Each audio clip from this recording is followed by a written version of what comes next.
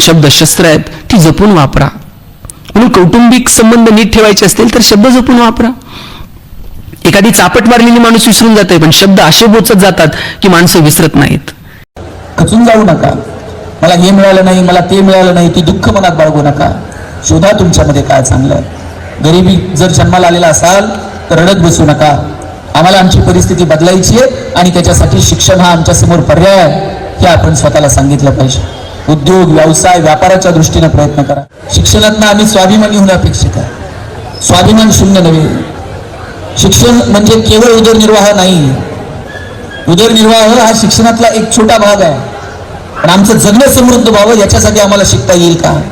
रस्त्यावरची जनावरं सुद्धा पोरांना उपाशी राहत नाहीत, आपण तर माणसं आहोत. शिक्षणातनं आम्ही स्वाभिमानी होऊ का?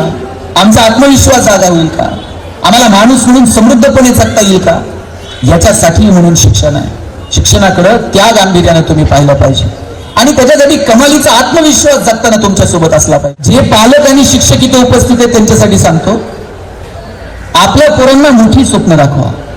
पोरगं काही वेगळं करायला गेलं का बापच त्याला सांगतोय अंथरून पाहून पाय पसर. चला ते पोरगं हातपाय खुडून खुडून मरून गेले, पण बापाने काय त्याला कधी हातपाय पसरू दिले नाहीत. आज इथून घरी गेल्यानंतर बापानं पोराला सांगितलं पाहिजे हातपाय पसर, अंथरुणाचं काय करायचं तुझा बाप बदल. एवढी धमक आपल्याला आपल्या लेकरांमध्ये निर्माण करता आली पाहिजे.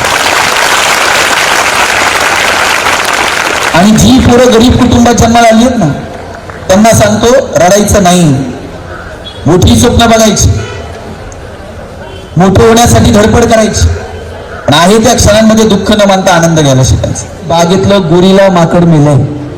बागेत जर गोरीलाच नाही तर लोक कशी येतील? लोक जर आली नाही तर याचा पगार करायचा कशात नाही? काही करा पण याला नोकरी देऊ नका. म्हणजे आमच्या मनगटावर विश्वास नाही. पोरानं त्या बागेतल्या मॅनेजरचे पाय पकडले आणि म्हटलं साहेब पडेल ते काम करेल पण नोकरी तेवढी द्या. रडायला लागलं, पाय पकडले. बागेतल्या मॅनेजर म्हणला पाय सोड, रडू नको, तुला नोकरी क्लर्कची देतो, तुला फॅसिलिटीज क्लर्कच्या देतो, तुला पगार क्लर्कचा मिळेल, पण जोपर्यंत बागेत गोरीला येत नाही तोपर्यंत तुला काम मात्र गोरीलाचं करावं लागेल. म्हणजे हा म्हणला पगार आहे ना, आणि गोरीला तो गोरीला. रोज यायचा, गोरीलाचे कपडे घालायचे आणि पिंजऱ्यात जाऊन उभा राहायचं. लोक यायची, शेंगा बिंगा खायला घालायची. म्हणला मजा आहे, पगार चालू, वरती डेली अलाउन्स पण सुरू. एक दिवशी तुमच्यासारख्या शाळेतल्या मुला मुलींची ट्रीप आली आणि त्या पोरापोरींकडे बघून एक जोरजोरात उड्या मारायला लागला आणि उड्या मारता मारता चुकून वाघाच्या पिंजऱ्यात जाऊन पडलं. वाघाच्या पिंजऱ्यात पडल्यावर म्हणला नोकरी गेली तरी चालते, जीव वाचला पाहिजे. जीव वाचावा म्हणून जोरजोरात ओरडायला लागला. याच्या आवाजानं झोपलेला वाघ जागा झाला, चवतळून याच्या अंगावर धावून आला आणि हातावर हात ठेवून म्हणला ओरडू नको नाही तर दोघांची नोकरी जाईल.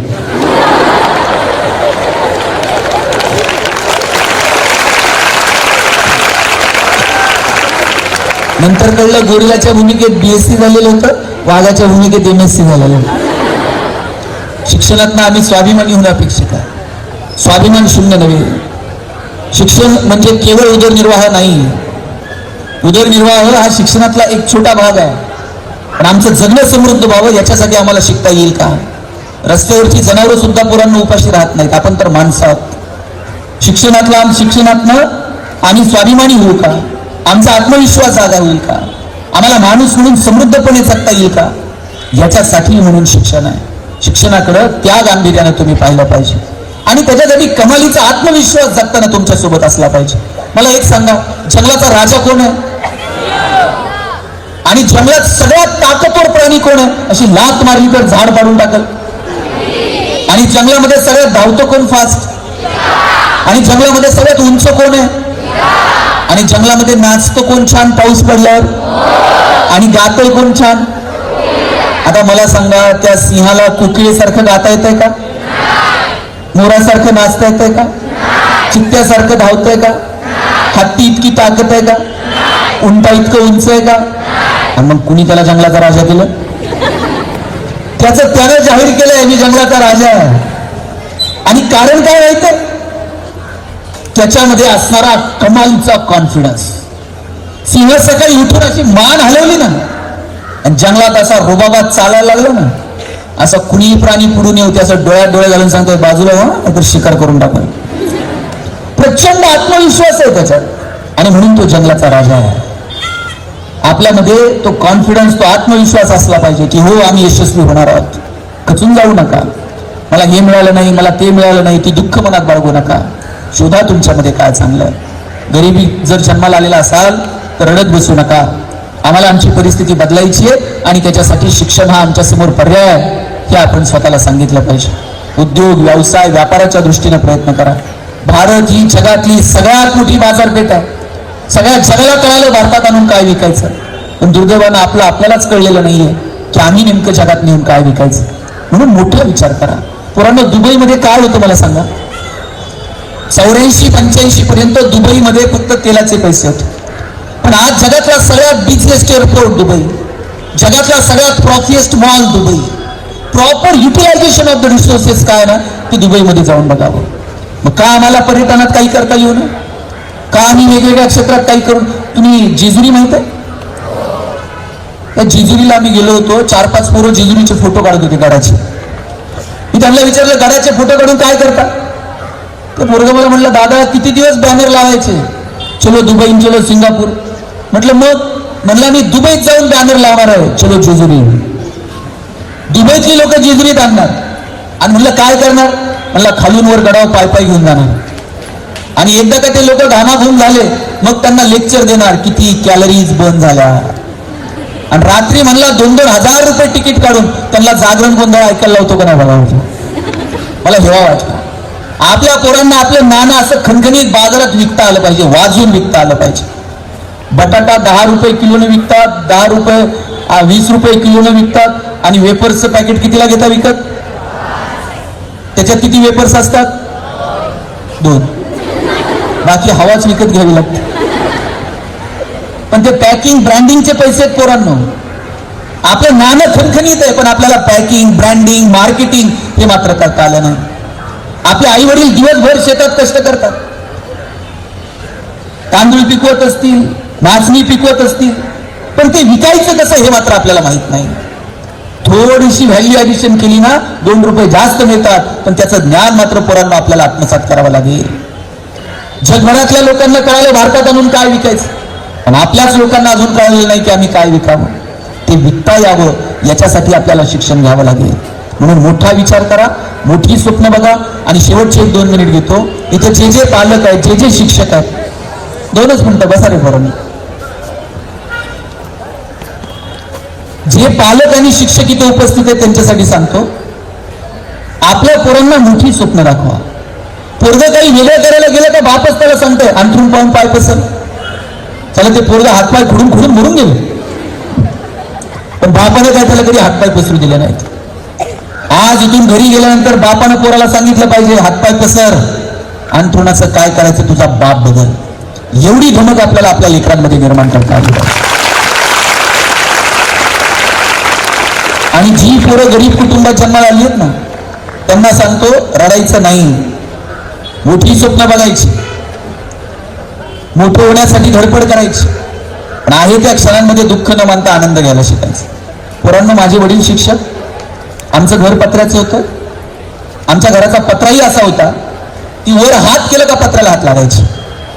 आम्ही आमच्या आईला म्हणायचो आई कॉलनीत सगळ्यांची गरज लागची ना आपली एकटाच पत्र्याचं का? ती म्हणायची तुझे वडील शिक्षक आहेत म्हणून घर पत्र्याचं. म्हणलं शासनाचा GR आहे का शिक्षकांनी स्लॅबची घरं बांधायची नाही? ती म्हणायची कार्ट्या नशिबान आहेस, पत्र्याच्या घरात जन्माला आला. म्हटलं का? ती म्हणायची घर गरम व्हायला लागलं का तुला कळतं? उन्हाळा सुरू झाला. घर गळायला लागलं का तुला कळतं? पावसाळा सुरू झाला. शेजारच्या स्लॅबच्या घरात उन्हाळा कळत नाही, पावसाळा कळत नाही. खास ऋतूंची ओळख व्हावी म्हणून भूगोल शिकवणाऱ्या तुझ्या बापानं असलं मॉडेल उभं केलं म्हणायचं. पैसे नव्हते पण आनंद मात्र भरभरून होता. आमचे वडील 1 चॉकलेट आणायचे माझ्या बहिणीच्या हातात द्यायचे आणि म्हणायचे गणेशन तू अर्धा करून खा. ताई चॉकलेटचे 2 भाग करायची, एक मोठा आणि एक छोटा. ताई चॉकलेटचा मोठा भाग मला द्यायची आणि छोटा स्वतःला ठेवायची. चॉकलेट छोटं होतं पण आबा एवढा संस्कार करून गेला. मोठ्या लोकांनी मोठ्या गोष्टी मोठ्या मनानं छोट्या लोकांना द्यायच्या असतात. गोष्ट साधी होती पण आयुष्यभर मनावरती पेरली गेली. अभ्यास करा, खूप मोठे व्हा, पण शालेय जीवनाचा, कॉलेजच्या लाईफचा मस्त मजा घ्या, आनंद घ्या. शाळा कॉलेजातले दिवस परत मिळत नाहीत. एका बेंचवर किती जण बसतात? 1 2 आणि 3. आम्ही पण 3 जण एका बेंचवर असायचो आणि 3 जण बेंचवर कर्कटकनं रेषा मारून जागा वाटून घ्यायची. तुझा हात इकडे का आला, तुझं दप्तर इकडे का आलं. आम्ही भांडत होतो शेवटच्या दिवशी 10वीच्या. आमच्या बाईंनी मला उभं केलं. मला म्हटले, अरे बाळा, बेंच इथंच राहणार आहे, तुला फक्त शाळा सोडून जायचंय, तर बेंचसाठी भांडू नका. वाक्य छोटं होतं पण कोरलं गेलं. हे सगळं इथं राहणार आहे, डायस इथं राहणार आहे, माईक इथंच राहणार आहे. उद्या दुसरं कुणीतरी या माईकवर बोलेल. शाळा इथं अशीच राहणार आहे. मगाशी दादांना सांगितलं मी याच शाळेत शिकलो. चांबरे साहेबांनी सांगितलं आम्ही इथलेच विद्यार्थी आहोत. शाळा इथेच आहे, आपण बदलत जाऊ. फक्त आपली आठवण या लोकांनी ठेवावी, इतकं मोठं काम तुम्हाला करावं लागेल. आणि शिक्षकांना सांगतो, या पोरांचं आयुष्य जर तुम्हाला शोधायचं असेल ना, हे तुम्हाला गृहपाठांच्या वयात नाही सापडत. यांचं जगणं सापडतं वर्गपाठातल्या वयातल्या मागच्या पानांवर.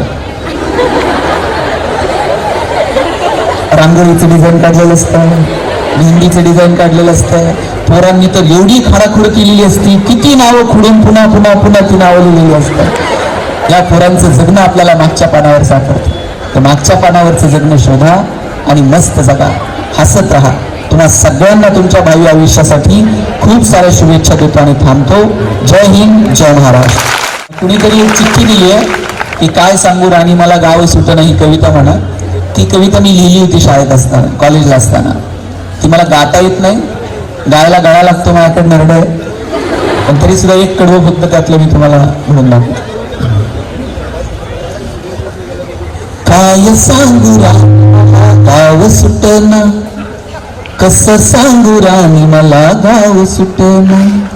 काय सांगू राणी मला गाव सुटना, कसं सांगू राणी मला गाव सुटना. बंद गळ्या मंदी माझ मावेनाग अंग, जिंच्या कापडा मंदी दुनिया झाली कशी तंग. जो तो आहे राणी आपल्या धुंदीमध्ये बंद, माणसांचे सोडले का रंग. म्हाताऱ्याच्या ढोकराची गाठ सुटना, काय सांगू राणी मला गाव सुटना. पारी आली सरी गेली झाली त्याची तारी, पदव्यांच्या ढिगाऱ्यात पाठी राहिली कोरी. कॉलेजाच्या कट्ट्यावरती गर्दी झाली सारी, चिप्र कपड्यामंदी फिरती साऱ्या पोरी. म्हातारीच्या डोहीवरला पदर हटना, काय सांगू राणी मला गाव सुटना. शहरातली गाडी बघा ढुंच गाण गाती, भावनांशी तोडली का नाती. ओला चिंब पावसात ओली चिंब माती, शारदाच्या चांदण्यात भिजला काग राती.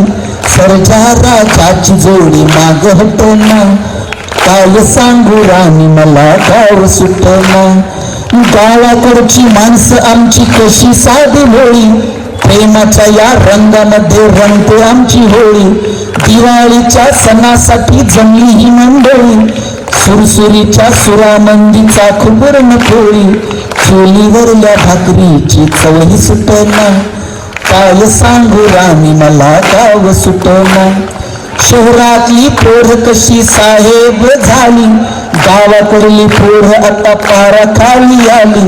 मास्तराच्या ठेक्यावरती शाळा आमची सुटली, राण्याच्या गुत्त्यावर बाटली कशी फुटली. शांतेचं कार्ट अजून 10वी सुटना, काय सांगू राणी मला गाव सुटना. कसं सांगू राणी मला गाव सुटना. गाव सुटना, गाव सुटना, गाव सुटना.